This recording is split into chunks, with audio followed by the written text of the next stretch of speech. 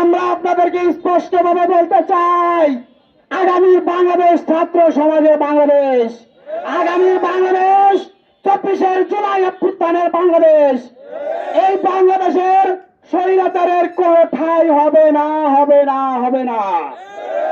এই ইন্টারিম সরকার হাদি ভাইয়ের হত্যার বিচার চাওয়ার কারণে তার বিবিকে 8 ঘন্টা পানি না দিয়া রাখছে এবং তার সন্তানকে 1 ঘন্টা তার মার কাছে যাইতে দেয় নাই।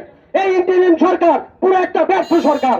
এই ইন্টারিম সরকার কি করছে আরো দেখেন, আমাদের এই ভাইকে বেধড়ক পিটাইছে এই পুলিশরা, এই পুলিশ বাহিনী, এই কুত্তা বাহিনী, এই জানোয়ারের বাচ্চারা, এই জানোয়ার জন্ম দিছে, এই জানোয়াররা আমাদের ভাইদেরকে কুত্তার মতো পিটাইছে।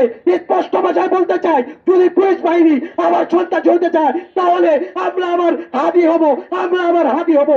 এই প্রশাসনের প্রত্যেকটি রন্ধে রন্ধে এইরকম কুলাঙ্কার মাত্রা মানুষ এখনো আছে যারা 24কে এখনো পর্যন্ত ধারণ করতে পারে নাই।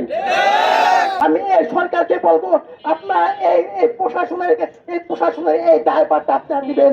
কিভাবে এই ধাপের পায়ে আক্রমণ করা হলো, এর বিচার আপনার করবেন, হাদি বড় বিচার আপনারা করবেন।